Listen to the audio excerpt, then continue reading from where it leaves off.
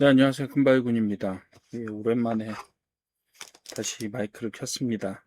음, 예, 뭐 중요한 일이 하나 끝나기도 했고, 오늘까지 또 자료 제출할 중요한 일들이 있었고, 목 상태가 좀 상처가 안 좋아서 그런 부분들도 있었습니다.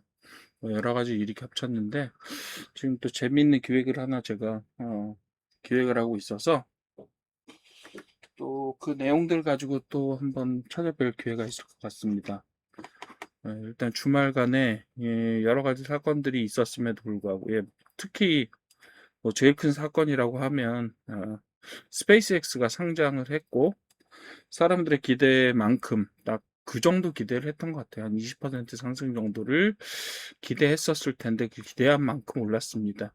근데 향후에 그 기대감만큼 어떻게 주가가 부응을 해줄지는 사실상 조금 엇갈리는 것 같아요. 계속해서 좋은 측면, 긍정적인 측면만 이야기를 많이들 하고 있긴 한데, 그리고 이제 뭐 그 일론 머스크가 조만장자가 일단은 지금으로 보면 한 1조 5천억 달러 정도의 재산을 가지고 있는 것으로 판가름이 나고 있으니까 그런 부분들 덕분에 뭐 계속해서 스페이스X의 주가가 탄력을 받을 것이다라는 희망 섞인 전망들도 있지만 그 반대쪽에는 JP모건 쪽은 아무래도 상당히 긍정적이죠.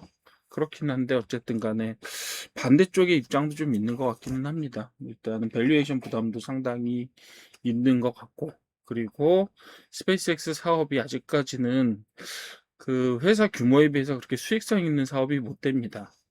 근데 이제 스페이스X가 상장을 했는데 거기에 지금 그 AI 기업으로서는 사실상 거의 최초로 상장을 한 거죠. 예, 뭐 스페이스X 기업을 AI 기업으로 볼 것이냐라는 시각들은 여러 가지 시각들이 나뉠 수 있다라고 봐요. 근데 저는 근본적으로는 스페이스X가 가지고 가야 되는 최종적인 밸류는 저는 AI 기업의 가치라고 생각을 합니다. 그 중에서 가장 먼저 상장을 했고, 그리고 그 가치의 어떤 대부분들을 사실 쓸어가 버렸다라고 저는 생각을 해요. 그래서 이게 상장을 해서 성공을 했다는 것 자체가 과연 하반기에 그 상장 혹은 내년에 상장을 시도하고 있는 하반기 혹은 내년에 상장을 시도하고 있는 오픈 AI나 엔트로픽에 있어서 이 긍정적인 면으로만 작동할 것이냐 저는 꼭 그렇지만은 않다고도 생각이 됩니다. 왜냐하면 첫 번째가 일단 성공적이었다면 다음 것이 성공적일 수도 있으나 제가 볼 땐 자금 시장이라고 하는 거는 첫 번째가 성공해서 그 몫을 끌고 가게 되면 나머지는 그 나머지를 그죠? 첫 번째에 투자가 다 되고 나머지 부분들을 가지고 싸울 수밖에 없는 상황이다라고 저는 일단은 어느 정도 생각을 합니다. 그리고 시장의 자금이라는 게 그렇게 매번 1조 달러짜리를 상장을 시킬 수 있을 만큼의 굉장한 많은 여력들을 가지고 있지는 않다라고 봐요.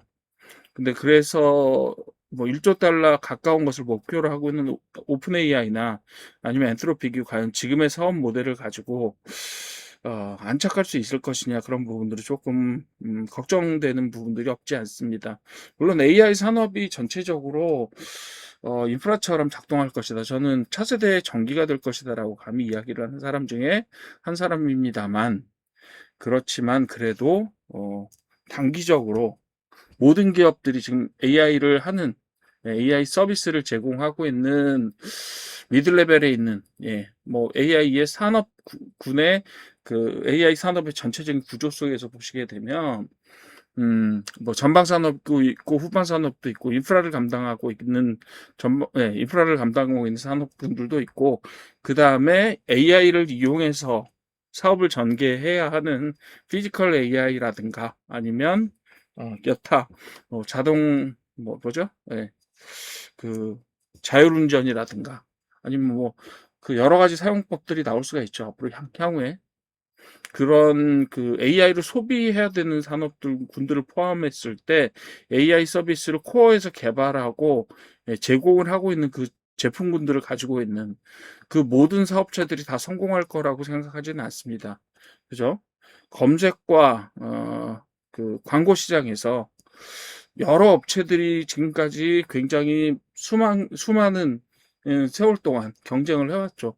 한때는 야후가 선두였고, 어떤 때는 알타비스타였고, 어떤 때는 뭐죠? 예, 뭐 여러 업체들이 계속해서 경쟁을 했었잖아요. 어떤 때는 마이크로소프트가 뭐 굉장히 위협을 했던 적도 있고 뭐 여러 가지죠. 그죠? 네, 그렇긴 한데 지금까지 어쨌든 살아남아서 구글이 제국을 건설할 수 있었습니다만 검색 시장에 두 개의 업체는 사실상 허용이 잘 안 되는 것 같아요. 물론 이제 페이스북이라든지 메타가 이제 다른 형태의 어떤 광고 시장을 형성을 하고 있고 또 틱톡이라든가 이런 것들이 예, 좀 개별적인 시장을 만들고 있기는 합니다. 그렇기는 해도 전체적으로 시장에 있어서의 가장 주도권은 아무래도 구글이 쥐고 있는 상황이잖아요. 저는 인공지능의 상황도 어느 정도 그것과 유사한 상황으로 전개가 될 수 있을 거라고 생각합니다. 한때는 오픈 AI나 아니면 다른 여타의 회사들에 완전히 밀려서 폐색이 짙었던 AI 시장에서 예, 짙었던 구글이 결국은 그 저력과 지금까지 투자했던 예, 그런 투자들이 계속해서 작동하고 또 계속해서 투자를 이끌어낼 수 있는 가장 중요한 검색과 광고 산업이라고 하는 부분들을 장악하고 그거를 바탕으로 해서 그 산업을 바탕으로 해서 계속해서 KPX를 투자할 수 있는 KPX한 투자를 단행할 수 있는 구글이 저는 결국은 승자 쪽에 제일 가까운 위치에 있지 않을까라고 생각을 합니다. 뭐 서비스에 있어서 개인 서비스에 있어서 굉장히 엄청난 어, 어, 뭘 만들어내기 전에는 좀 어려울 것 같다고 생각하는데 구글이 결국은 수익 모델 자체도 사람들한테 직접적으로 과금을 하는 그런 형태의 수익 모델은 아니잖아요. 뒤에 숨어 있는 광고 수익이라고 하는 어떻게 보면 유튜브가 그 가장 대표적인 예인데 유튜브 서비스를 여러분들은 대부분 무료로 이용을 하고 있고 극소수의 유료 이용자들을 가지고 있지만 유료 이용자는 실제로는 어때요? 그 수익 모델의 가장 중요한 모델은 아니잖아요.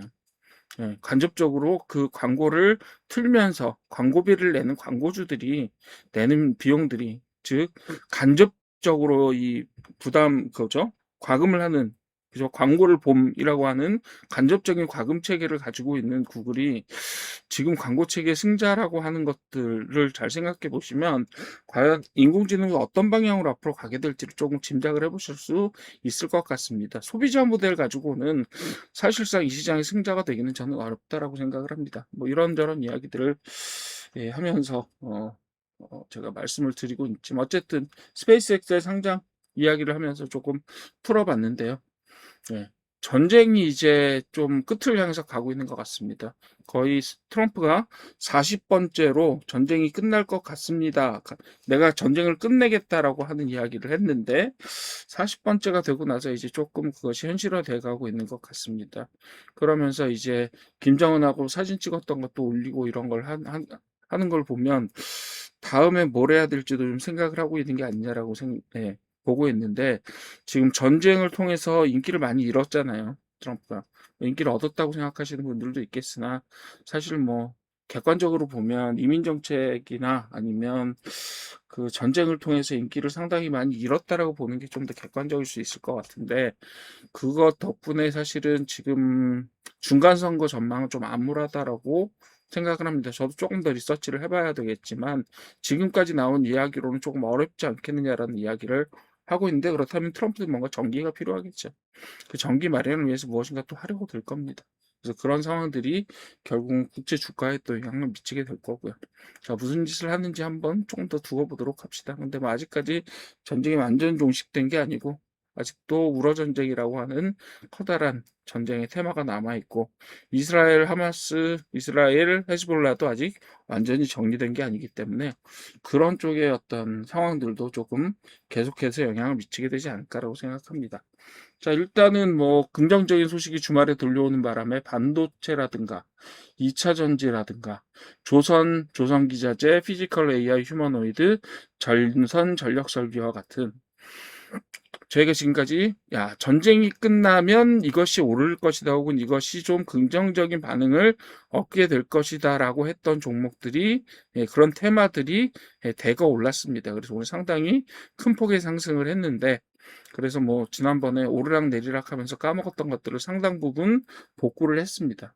물론 이제 올라가려면 조금 더 올라가야 될 길들이 남아 있긴 하지만 사실 지금까지의 진동폭으로 보게 되면 하루 이틀이면 사실 9천까지도 갈 수 있는, 혹은 며칠 지나서 보면 만을 바라보고 있을 수도 있다, 뭐 이런 생각도 들기는 합니다. 그렇긴 하지만 뭐 그렇게 긍정적인 요소들만 시장에 있는 거 아니고 지금 계속해서 환율 요소라든가 아니면 국제금리라든가 이런 부분들이 계속해서 악재로 작동할 가능성이 높기 때문에 그런 부분들에 있어서도 뭐 좀 고려를 해보셔야 되는 요소들이 있을 것 같습니다. 자, 일단 반도체 관련주 테마가 상당히 많이 올랐죠. 근데 여기 반도체 관련주라고 하면 여기 안에 반도체 생산도 있고요. 반도체 관련 그 뭐죠? 소부장도 있고요. 그 다음에 심지어 이 반도체 관련주에는 MLCC 같은 것들도 껴 있습니다. 실제로 오늘 SK 하이닉스와 삼성전자가 많이 올랐지만 실제로 그 안에서 제일 큰 상승폭을 보인 종목 중에 하나는 삼성전기입니다. 그죠? 그런 것들을 보시면 MLCC가 삼성전기는 MLCC잖아요. 그렇죠? 실리콘 컨덴서라고 부르는 적층 컨덴서를 가지고 있는 삼성전기도 상당히 많이 올랐습니다. 그 삼성전기가 올랐던 거는 전체적으로 반도체 관련주와 AI에 대한 기대감들이 조금 올랐을 뿐만 아니라 MLCC는 기본적으로 휴머노이드 로봇과도 매우 밀접한 관련성이 있습니다. 왜냐하면 MLCC는 추론계에 사용이 되는 그 소자고요. 그 다음에 자동차, 자율주행 자동차나 아니면 휴머노이드 쪽에 좀 많이 사용되는 그런 소자입니다. 그렇다 보니까 반도체 관련주가 오르고 휴머노이드, 피지컬 AI가 오르면서 그 MLCC 관련된 주가들은 또 같이 더 뜁니다. 그런 효과들을 가지고 있었다. 이렇게 보시면 되겠고, 자, 2차 전지도 테슬라 판매 회복이라고 하는 거, 그리고 BESS라고 부르죠. 저희가 일반적으로 배터리 ESS, 일렉트릭 스토리지 시스템이라고 부르는데 ESS가 그죠? 배터리 일렉트릭 뭐 그죠? 스토리지 시스템이라고 부르면 될 것 같아요. 어쨌든 간에 전기를 저장하는 시설입니다. 근데 그걸 배터리 기반으로 저장하기 때문에 결국은 뭐 ESS도 여러 가지가 있을 수 있겠습니다만 어쨌든 ESS라고 일반적으로 부르면 다 배터리 기반이죠. 그것도 인산철 배터리 기반이라고 보시면 돼요. 3원계는요, 그 ESS를 만들기에는 너무 비쌀 뿐만 아니라 화재 위험도 좀 높습니다. 그렇기 때문에 좀 그 저장 밀도가 낮더라도 인산철 계통을 사용하는 게 훨씬 더 안정적이고 그런 덕분에 어쨌든 간에 증설이 된다라고 하는 거죠. 결국은 2차 전지가 전체적으로 업황이 좋아지려면 어떻게 해야 돼요? 자동차가 회복이 돼야 됩니다. 테슬라를 기반으로 한 자동차, 그리고 제일 큰 건 사실 중국의 자동차, 전기자동차 업계인데 중국의 전기자동차 업계가 어떻게 살아날 수 있을지는 조금 더 두고 봐야 될 것 같기는 해요. 어쨌든 간에 테슬라 그리고 BESS 관련해서 에코프로비엠이나 아니면 다른 여러 가지 관련 업체들이 쭉 올라왔습니다. 근데 SK일렉트릭 같은 경우는 어때요? 2차 전지라기보다는 전선 전력 설비 쪽에 구분되는 쪽이 훨씬 더 좋은 쪽인데 어쨌든 여기에도 분류가 되어 있습니다. 그러니까 LS 일렉트릭은 2차 전지가 가도 가고 전선 전력 설비가 가도 간다. 이런 부분들 잘 알아두시고 여기에 LS나 LS 일렉트릭도 있지만 효성중공업도 있고 뭐 다른 몇 가지 종목들도 이 안에 끼어 있습니다. 그래서 뭐 효성중공업하고 LS 일렉트릭이 앞으로 전망이 좋고 수주 잔량이 많이 남았다라는 이야기는 하루 이틀의 이야기는 아니었지만 어쨌든 이 전선 전력 설비 쪽은 기본적으로는 AI 산업의 그 진폭과 함께 같이 움직이는 경향성들이 높기 때문에 약간 종전 가능성과 함께 세계 물류망의 공급망의 회복이라고 하는 측면에서 두 가지가 같이 탄력을 받은 것으로 판단해도 좋을 것 같습니다. 오늘 올랐던 사실 테마들의 전체적인 기본적인 뭐라 그러죠? 모멘텀은요, 전쟁 종식이에요. 다른 거 없습니다. 다른 거 없고요. 그래서 그 전쟁과 관련된 종목들은 이제 좀 쓴맛을 보게 될 건데, 실적 같은 경우는 아마 방산 쪽은 실적이 좀 나올 겁니다. 앞으로도. 그런 부분들을 좀 보셔야 돼요. 일단은 뭐, 그 중동 수출도 조금 더 활발하게 될 가능성이 높고, 그리고 군비 경쟁이라고 하는 건 전쟁이 끝나거나 지속되거나 아마도 계속될 겁니다. 그런 면에 있어서 당장은 조금 주목을 해 두셔야 되는데 밸류에이션 쪽은 한번 살펴봐 주십시오. 너무 많이 올라간 부분들도 있을 텐데 또 전쟁 중에 그 뭐 붐을 타고 또 올라간 부분들도 있을 거니까 그런 부분을 한번 정리를 해 두시면 좋을 것 같고요. 자, 조선기자재는 캐나다 잠수함 사업이 언제 120조가 됐는지 모르겠어요. 점점 늘어납니다. 사람의 말을 한번 탈 때마다 늘어나는데 실제로 수명 주기로 보면 60조 정도로 판단하는 게 정확합니다. 대부분의 군사 전문가들이 다 60조라고 얘기하고 어떤 분은 보수적으로 40조라고 얘기하는 분도 있어요. 근데 이 그 이 투자 쪽에 들어오면요, 그게 계속 뻥튀기가 됩니다. 네, 그래서 120조가 됐대요, 이제. 그래서 120조는 좀 아닌데라는 생각을 좀 했습니다. 물론 그걸 이제 그 현재 가치로 평가하면 60조 정도고요. 그리고 이제 그걸 미래 가치, 예, 그 뭐죠? 삼각하지 않는, 그러니까 감가하지 않은 미래 가치로 보면 120조가 될 수도 있겠죠. 화폐 가치로만. 그렇지만 이건 좀 뻥이 심하고요. 제가 볼 때는 60조 정도로 판단하시는 게 맞고. 그리고 실제로 사업을 기대하고 있긴 하지만 솔직하게 말씀드리면 대부분의 전망들이 독일 쪽이 조금 더 유리하지 않느냐라고 하는 전망들을 가지고 있긴 합니다. 물론 뭐 이 사업에 대한 전망이라는 거는 축구 경기 전망이나 비슷한 거라서 사실은 뚜껑을 열어봐야 아는 거긴 하죠.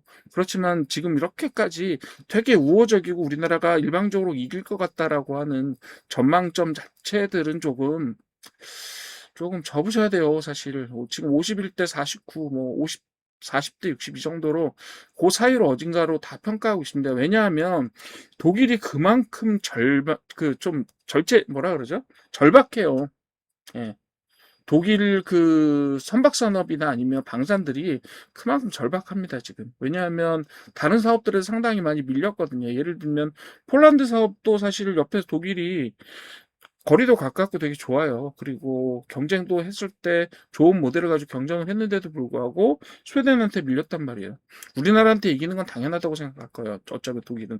왜? 자기네들이 잠수함 기술을 3, 40년 전에 가르쳐 줬던 나라입니다. 근데 그 나라가 점점 무럭무럭 30년 동안 조선 기술을 발전시키면서 자라서 이제 60조짜리 사업에 저기가 됐어요. 경쟁자가 됐습니다. 서로.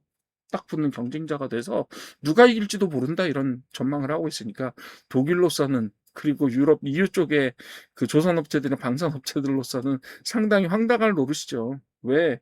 호랑이 새끼를 키운 거잖아요. 예. 그래서 그때 줬으면 안 됐는데 그때 우리나라가 면허 생산을 하도록 놔뒀으면 안 됐는데라고 하는 생각들을 다들 할 겁니다. 그 생각은 마찬가지로 세계적으로 전투기 산업에 있어서도 미국도 로키드 마틴도 그런 생각을 할지 모르겠다는 생각을 합니다. 왜? KF-21이 직접적으로 위협하는 건 사실상 F-35의 시장은 아닙니다. 라파르 시장이면서 뭐 여러 개 4.5세대 전투기의 시장이긴 하지만 조금은 미국도 좀 지장을 받지 않겠어요. F-35나 F-16 팔아야 되는데 그거에 대안으로 KF-21이 등장한다라고 하면 F-16 시장은 조금 위협받을 수도 있습니다. 그런 면에 있어서는 우리나라는 여러 나라의 미움을 받는 호랑이 새끼가 이제 성장한 호랑이가 되어서 다른 나라의 영역들을 야금야금 잡아먹고 있는 그런 형국을 띠고 있다고 보셔도 되겠고요. 조선은 어쨌든 간에 이렇게 긍정적인 기대만을 할 수는 없어요. 물론 하나오션은 계속 잘할 겁니다. HD 현대중공업도 계속해서 잘하겠지만 삼성중공업은 관계없습니다. 잠수함 사업하고 관련 없어요. 여기는 LNG를 하죠. 그리고 HJ중공업은 기본적으로 약간 작은 규모의 군사 선박들을 만드는데 HJ도 사실상 경쟁력이 없다고 할 수 없는 거는요. 동남아 쪽은 작은 선박을 선호합니다. 아무래도 경제성 때문에. 그런 부분들에 있어서는 HJ라고 항상 밀리지만은 않을 거라고 보기는 합니다. 어쨌든 간에 이렇게 긍정적으로 보실 부분만 아니다라는 것들을 항상 봐주셨으면 좋겠어요. 어떤 일이 벌어지건 간에 이게 누가 어떻게 될지는 사실상 뚜껑 열어봐야 합니다. 어쨌든 간에 6월 안에 어느 정도 판가름이 날 거라고 하는 게 기대감을 가지고 올라가는 건 뭐 정상적으로 있을 수 있는 일이라고 생각하지만 여기 나오는 오늘 뉴스에 나오는 것처럼 우리나라가 되게 유리해 이거 아닙니다. 네. 그만 알아주시면 될 것 같고요. 피지컬 AI 휴머노이드는 옵티머스가 양산된다. 3세대 지금 이야기가 나오고 있고, 아틀라스도 착착 진행되고 있고 하는 거고요. 그리고 옵티머스는 일단 테슬라 공장에 계속해서 투입되어서 테스트를 하고 있을 것 같고, 그리고 삼성도 준비하고 있고, 그리고 뭐 아틀라스도 준비돼서 2028년 불과 얼마 안 남았습니다. 올해 1월달, 2월달에 아틀라스 만들어서 투입하겠다고 얘기를 하고 마일스톤을 세웠는데 그게 2년 뒤였잖아요. 그런데 불과 벌써 그게 이제 1년 반 뒤로 이제 얼마 안 남았습니다. 금방 갔어요. 세월. 여러분들이 아무 생각 없이 지내시면 또 세월은 금방 갈 겁니다. 그러니까 무슨 뭐라도 결정을 하시게 되면 빠른 실행을 하시기 바랍니다. 네. 그래서 옵티머스 양산 기대감이 확대되고 이거는 결국 뭐예요? 스페이스X의 상장으로 인해서 돈이 좀 생겼다 그러니 옵티머스 쪽이 조금 더 양산 계획이 앞당겨질 거다 혹은 실용화 계획이 좀 더 확고하게 만들어질 것이다라고 기대감이 여기에 결합됐다라고 봅니다. 덕분에 레인보우 로보틱스가 또 올랐는데 LG전자도 계속해서 오르고 있는데 LG전자는 사실상 지금 로봇을 생산할 수 있는 뭐 생산하려면 하겠죠. 못할 건 없죠 LG전자가. 네. 그렇긴 한데 현대차도 뭐 관계가 있고요. 어쨌든 간에 여러 업체가 관계가 있는데 LG전자는 조금 빨리 속도를 내야 될 거예요. 왜냐하면 다른 업체들이 워낙에 경쟁적으로 빨리 나가고 있는 데다가 삼성전자 같은 또 잠자고 있는 용이 언제 깨어나서 로봇 진출해서 빠른 속도로 진행을 해버리겠다라고 할 수 있으니까. 그렇죠? 우리나라에 이미 양강이라고 볼 수 있는 현대자동차와 삼성전자가 준비를 하고 있고 세계적으로는 뭐 유니트리니 뭐 그런 업체들 지금 다 준비를 끝내놓고 이제 실제적으로 투입이 되고 있고 이렇잖아요. 그러니까 LG전자는 아직까지 그 피지컬 AI 쪽에 로봇 생산이라고 하는 목표도 아직까지는 좀 불분명하고 그리고 그 안에다 AI 뭐 넣을지에 대한 부분들도 아직 좀 불분명하잖아요. 현대자동차는 아무래도 엔비디아 쪽하고 계속해서 손을 잡고 나가고 있는 것 같고 삼성전자는 아무래도 뭐 자체적으로 뭔가 있을 것 같기는 해요. 지금 내부적으로 뭔가 준비를 하고 있는데 그리고 단계적으로 휴머노이드 로봇 형태가 될지 어떨지는 모르겠지만 어쨌든 자체적으로 삼성전자 내부적으로만 해도 반도체라든가 아니면 핸드폰이라든가 스마트폰이라든가 이런 사업장들을 세계적으로 거대한 사업장들을 가지고 있잖아요. 그래서 그런 사업장들에 로봇을 투입하려는 준비들을 하려면 충분히 할 수 있다고요. 사실은 가전에 비할 바는 아닙니다. LG전자 가전하고 이제 삼성전자 가전하고 비등 뭐 한번 맞붙어 보는 거고 그리고 나서 삼성전자는 거기에 플러스 뭐가 더 있어요? 스마트폰하고 반도체가 더 있단 말이에요. 그러니까 LG전자가 단독으로 맞붙어서 로봇 산업에서 삼성전자를 다이다이로 붙어서 이긴다. 이거는 사실상 조금 쉽지는 않죠. 근데 어쨌든 간에 LG전자는 지금 활로를 찾아야 되는 상황인 거예요.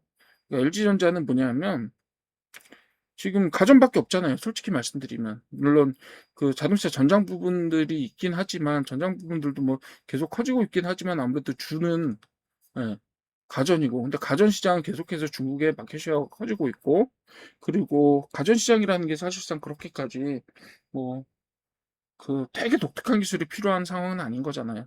그리고 LG전자는 스마트폰 사업에서 철수하면서 가전에 가전 스마트화 혹은 가전 AI화의 핵인 스마트폰이 없단 말이에요, 이제. 스마트폰이 결국은 그 가정 AI의 핵심적인 어떤 허브 역할을 수행합니다. 그럼 뭐 어쩔 수 없어요, 그거는. 예. 그거는 누가 해오는 일이냐 하면 구글도 그걸 하고 싶어 하는 거고, 그리고 샤오미도 그걸 하고 싶어 하는 거죠. 그래서 계속해서 뭘 만들어내요? 그걸 어떻게 스마트폰, 구글은 뭐 안드로이드 쪽으로 접근하고 있을 거고, 뭐 삼성도 그걸 하고 싶어 하는 거고. 그래서 삼성 쪽은 계속 AI를 강조하고 있잖아요, 요즘에 가슴 쪽에서. 근데 LG는 지금 뭐야? 행동도 안 하고 있고 뭘 어떻게 할지도 아직 몰라. 그냥 뭐 하는 거예요? 하는 거라고는 그냥 엔비디아 저기 황 회장하고 삼겹살 먹는 거밖에 없어요. 아직까지 그렇단 말이에요. 그리고 뭐 예를 들면 AI도 잘 개발한 엑사원 잘 개발해 놓고 그거 제대로 못 쓰고 있잖아요. 지금 개발을 더 하고 있느냐 그렇지도 못하고 계속해서 벤치마크에서 랭킹 떨어지고 있고 중국한테 계속 밀리고 있고 그런 상황이란 말이죠. 그렇다고 해서 XAI가 그렇다면 뭐 독파머에서 엄청난 성적을 거두고 앞서 나가고 있느냐라고 하면 그것도 그런 것 같지도 않고 독파머도 뭐 지금 제대로 되고 있는지 사업이 지지부진한 그런 모습을 보이고 딱 지금 껴 있습니다. LG전자 같은 경우는. 요런 부분들을 타개를 해 나가는 상황들이 만들어져야 되는데 뭐 이러지도 저러지도 못하고 그냥 갈팡질팡하고 있는 그런 모습들을 띠고 있는 것 같습니다. 어쨌든 네. 상황들은 그러하고 네, 좀 그런 것들을 타결해 나가는 모습들을 좀 보여줬으면 좋겠다. 이렇게 생각합니다. 전선 전력 설비는 어차피 올롬이 온 겁니다. 이거는 북미 전력 시장 계속해서 확대되고 있고 그리고 AI와 함께 가는 것도 마찬가지로 예, 노후화된 전력 인프라를 개선하는 것도 마찬가지입니다. 유럽은 어쨌든 자기들이 ABB나 아니면 지멘스 같은 전통의 업체들이 있기 때문에 자기들끼리 쿵짝쿵짝 하려고 하는데 과연 생산량이 생산 설비가 혹은 생산 능력이 그걸 따라가 주느냐의 문제입니다. 스페인, 포르투갈에서 매번 계속해서 매년 전력난에 의해서 블랙아웃 같은 것들이 발생을 하고 있고 그건 남부 유럽뿐만 아니라 이제 점점 올라갈 겁니다. 프랑스나 독일 같은 나라들도 혹은 영국도 곧 그런 일들이 발생할지 몰라요. 왜? 시설들은 계속 노후화하고 있기 때문에. 그렇다면 그런 것들을 해결해 나갈 수 있는 능력들이 내부적으로 지금 갖춰져 있느냐? 저는 양산 부분에 있어서만은 한국의 실력들을 따라갈 수 없다라고 생각합니다. 그래서 그런 부분들에 있어서도 세계적으로 경쟁력이 있는 부분이나 이런 경쟁력들을 계속 살려서 어쨌든 산업적으로 좀 잘 해줬으면 좋겠고 그리고 지금 전선전력 설비 같은 경우는 밸류에이션은 약간 좀 걱정되는 부분이 없잖아요. 상당히 많이 올랐기 때문에 그렇지만 전쟁 통해 위아래로 계속해서 흔들리는 주가가 있었고 그렇기 때문에 어떤 종목 투자를 들어가실 때는 항상 그 밸류에이션하고 멀티플하고 재무 관련된 내용들을 항상 살펴보시고 들어가시라 이렇게 말씀을 드리고 싶습니다. 제가 뭐 항상 원칙만 얘기하고 제대로 이건 이거다 저건 저거다라고 말씀을 못 드리는 거는 좀 그런 부분도 있어요. 하나하나 찍어서 보여드리면 되는데 제가 좀 보수적이기도 하고 그런 부분들이 있어서 하나 뭐 한두 개 종목들이 이렇게 보여주는 형태로만 계속해서 말씀을 드리고 있는 그런 상황이긴 합니다. 어쨌든 간에 오늘은 네, 그 전쟁이 끝난 전쟁이 종식된다라는 희망에 예, 덕분에 상당히 많은 포인트가 올라갔고 계속해서 뭐 좋은 성적들을 거뒀으면 좋겠다라고 생각하는데 여러분들이 지금 이렇게 반전된 상승장에 들어오셨을 때도 역시 약간은 좀 신중하고 재물을 우선하고 그 다음에 실적을 우선시하는 형태의 모습들을 투자를 가지고 가셨으면 좋겠다 이렇게 생각합니다. 네, 감사합니다.